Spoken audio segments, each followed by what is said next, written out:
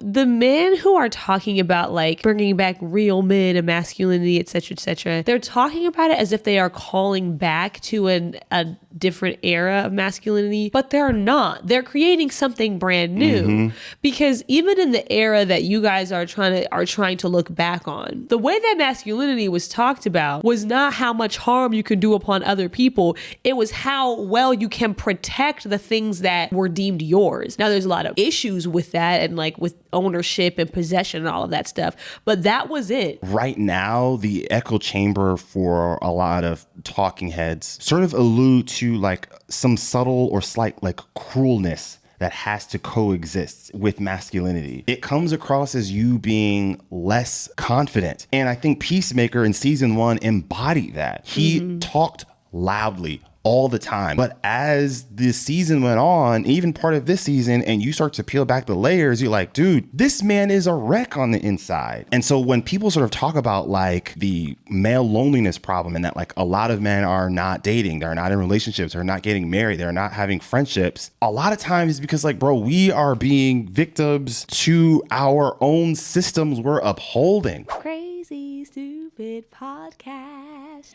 Thank you so much for tuning in. If this is your first time watching, we'd love it if you could hit the like button, the subscribe button, and the bell so that you are aware of when we post things. Hello, everybody. Welcome back to another episode of Crazy Stupid Podcast. My name is Esther.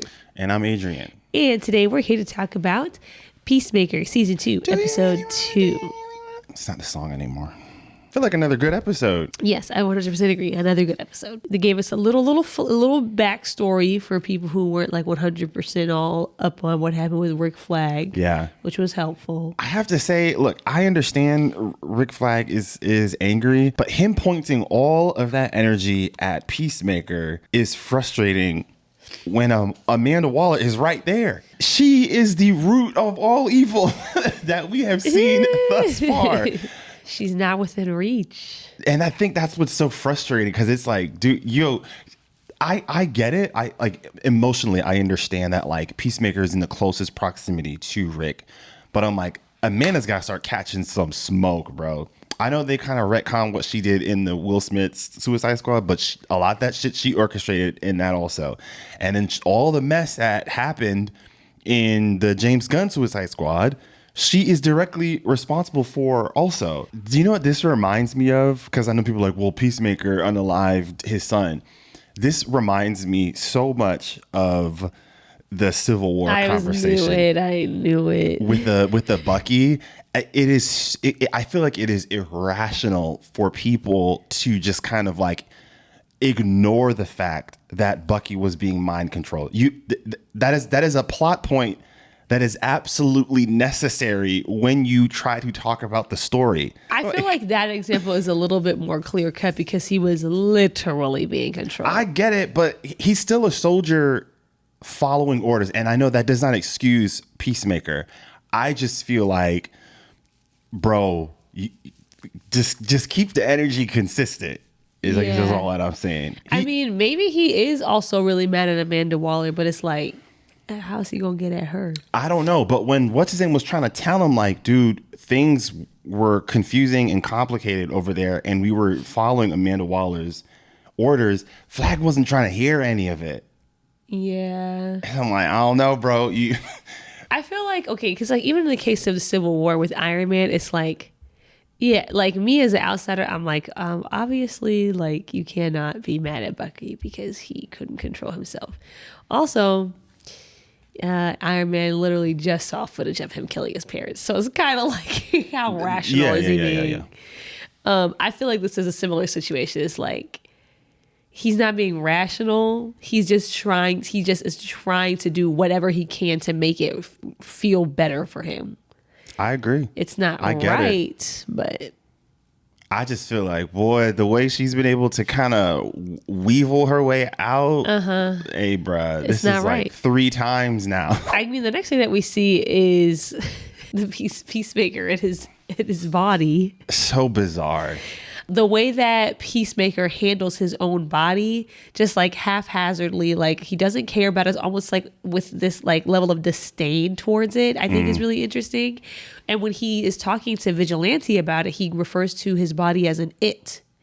And I feel like there's maybe a couple things going on with it. I think one, it's like maybe just trying to distance himself from like what he did. Sure. But I also feel like we talked about how Peacemaker is lonely, but I also feel like he is insecure. Yeah. And I feel like he maybe does not think highly of himself. And so I think that was reflected in the way that he handled his own corpse. Yeah. You could just see that he had no respect for that, for it. And I think that's a reflection of how he feels about himself. Well, I would also say, I think that is a common thread throughout the show, but this specific episode, like, especially when Hardcore goes to the store and she has that funny moment with the lady and she's like, "You're not alone." Hardcore says like, I'm not your effing mirror. I feel like that's there's some irony there because like you could say all of the characters are kind of mirroring each other to some degree, right? Like the way that Peacemaker views himself, you can make the same case for Hardcore. Like, and Peacemaker kind of says like, listen, maybe it takes someone to know the other person, right? Like he's saying like, I understand what you're going through. And he's right because she's going to, it's not like she's just picking any fights. She's picking fights in scenarios she knows she'll lose. Uh-huh. It kind of almost is in the same boat. Like when they're like, bro, quit your job. He's like, why would I do that? Like he couldn't even fathom to dream bigger. So far what we've seen is like all of the characters are just extremely unhappy. Like Economos is very unhappy at his job. Hardcore is also feeling that same sense of like purposelessness. She doesn't have a direction. You know, the only time that we see them have like a semblance of joy is when they're all together with each other, which makes sense because like a lot of this season I think is going to be about loneliness. But I also think it's worth noting that even when they are together, there is still something about it that doesn't seem 100% real because I don't think any of them are 100% honest with each other about how they're feeling and how low they actually are. Yeah. And so they end up kind of just masking everything with alcohol, essentially. Like we didn't review last season, but like the scene at the end of season 1 with Economos where he has that moment about the beard. And he like reveals, you know, it's been a running joke all season. Then he finally reveals like why he dyed his beard. And it's like this really sad moment where he's extremely vulnerable and admits like he was lonely and he did it because he thought that it would make him more appealing and more attractive and would help him be less lonely. Like, I don't know if we necessarily like dug deep into Economos, but there's a lot of like insecurity that he has about like not necessarily feeling worthy, not necessarily feeling a part of things. Even in this episode, in this scene, when he's talking to Adebayo and Adebayo is saying things like, "We miss you," like it's not the same when you're not here. And every single time she says it, he deflects it. Like he doesn't accept it as truth. Like I don't think that he fully believes that he's actually included in this community. And I don't know if he knows how to really say that earnestly. I think even Adebayo, she's not being completely honest about how the breakup is impacting her, about what's going on there. Adrian, another character that like he's hinting at some feelings of like feeling left out, feeling insecure, feeling actually what I think it is not feeling valued. Yeah, they call them when they need them, clean up their mess. Exactly. Yeah. But he's like still not able to just like come out and say that vulnerably. And then you have Hardcore, who is like quite literally afraid of her emotions. And so the only emotion she allows herself to feel or express is anger. Yeah. And so like when all of them are together, they kind of like mask over all of that, but they don't discuss it.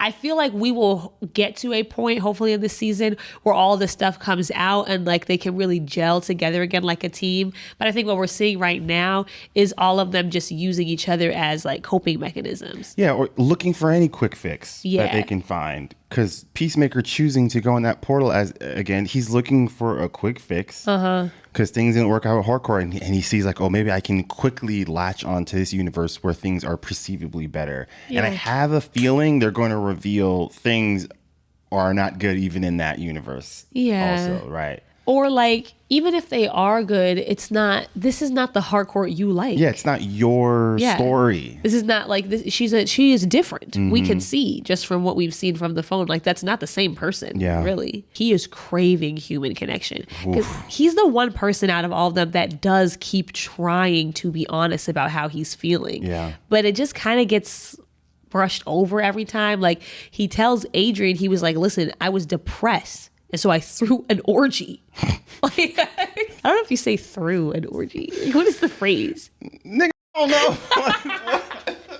Like, he literally tells him, like, I was depressed, that's why I did this. Yeah. But like, Adrian doesn't really hear it because Adrian is upset. I think how James Gunn has written Peacemaker's sexuality is quite fascinating, because he would have all of the traits that people would sort of like consider like, this is what like a man is.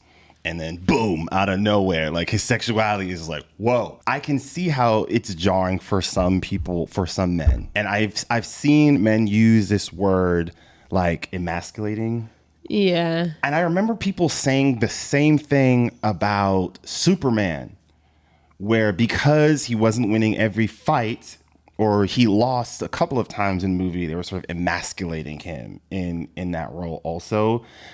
I think that is very revealing about what a lot of men think are what supposedly are the positive traits of what makes you a man. That is concerning. It feels like it's not just like people are like trying to be like homophobic with Peacemaker. I think some of it is also like, to them, they think it violates a code in masculinity. I think it's because femininity is what's looked down upon. Right. So a woman trying to step into masculinity is less of an affront to the social structure than a man trying to step into femininity in their eyes. It's the same reason why like trans men are not talked about the same way trans women are. Exactly. Yeah. I was watching, I think it was Joshua Das, and he was kind of making this point that I feel like people kind of miss, or I'll be honest again, I think a lot of men miss that, like, right now, the echo chamber for a lot of talking heads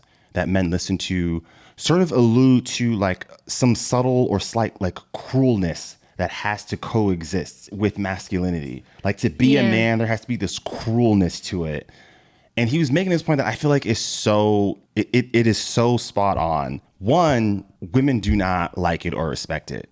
And two, all genders can read through it because it's not a authentic and natural feeling to have as a human being. You are putting a facade and a mask up to uphold something that no one thinks is a good thing to have. And so when people sort of talk about like the male loneliness problem and that like a lot of men are not dating, they're not in relationships, they're not getting married, they're not having friendships, a lot of times it's because like, bro, we are being victims to our own systems we're upholding. People don't want to be around that. Women do not want to be around that. It comes across as you being less confident. And I think Peacemaker in season 1 embodied that. He talked loudly all the time. In the Suicide Squad movie that James Gunn did, he was loud and talked all the time. But as the season went on, even part of this season, and you start to peel back the layers, you're like, dude, this man is a wreck on the inside. His father didn't teach him the right way. He lost his brother. Like, he doesn't have any other companionship there. It's not sustainable. And I think we're seeing him and other characters, how self-destructive all of that is. It was interesting too, because season 1, as he's talking all that, as he's saying all that stuff, we also are seeing that like he's incapable of doing his job. Like for the first several episodes.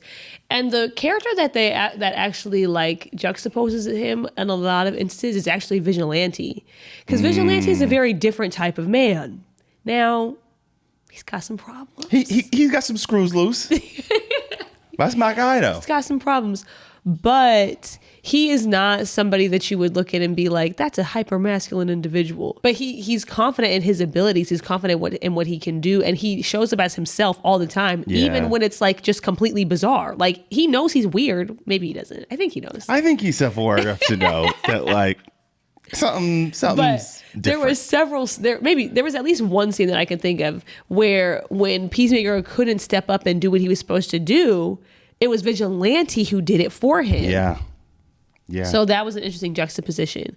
I also think, to go back to what you were saying and what Joshua Joss was saying, the other thing that's like so interesting about the way that masculinity is talked about now is that like the men who are talking about like bringing back real men and masculinity, etc., they're talking about it as if they are calling back to a different era of masculinity, but they're not. They're creating something brand new, because even in the era that you guys are trying to look back on, like when women can't go to work and all of this stuff, blah blah blah blah. The way that masculinity was talked about was not how much harm you can do upon other people. It was how well you can protect the things that you were deemed yours. Now there's a lot of issues with that, and like with ownership and possession and all of that stuff.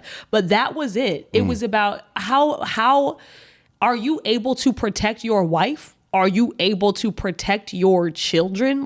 That was how masculinity was talked about. And it was imperfect because, there was a lot of things going on inside people's homes, et cetera, et cetera. But outwardly, that was what it was. That's why there was all these ideas about you need to be the bread maker. That's why all this stuff became a man's responsibility, because that is how masculinity was defined. It was like, can you provide for them? Can you protect them? That's what it was. What y'all are talking about right now is not that. Yeah. That's not, you guys are talking about wanting to inflict harm on people who are weaker than you. And that is different. Not that it hasn't been happening. It's been happening. But the societal conversation that we have about masculinity has not usually been that. Anyways, great episode. It's been good so far. This Peacemaker is the highest rated superhero TV show. Ever in history? Ever, yeah. It's a banger. I'm trying to think, do I love this more than WandaVision? Do I love it more than Loki? Do I love it more than Netflix Daredevil? I'm conflicted. To me personally, out of those three, I think Daredevil might be the only one that I think it has that can genuinely compete against it. I was locked into WandaVision though. No, I was too, but nobody likes to talk about that last episode. Okay, they marveled it up. That's true. That's true. I feel like we've had a complete season of Peacemaker, and we have seen that Peacemaker lands the plane very well. Did you watch season 2 of Loki? Yes, I did. And you would say that it's better than... Yes, I would still say it's better than Loki. And I really enjoyed Loki, but I would still say it's better than Loki in terms of the character development. Yeah. Yeah. Man, Daredevil, I don't know if it'll pass Daredevil. Daredevil, I think, is harder. They're also completely different types of shows with a completely different tone. It's kind of hard to compare. Yeah. Anyways, let us know what you guys think. How do you feel about Peacemaker Season 2 so far? Are you enjoying it? Are you not enjoying it? How do you feel about it being the top-rated superhero TV show out right now? Let us know in the comment sections below. And with that, we will see you all next time. Take care, everyone. Peace.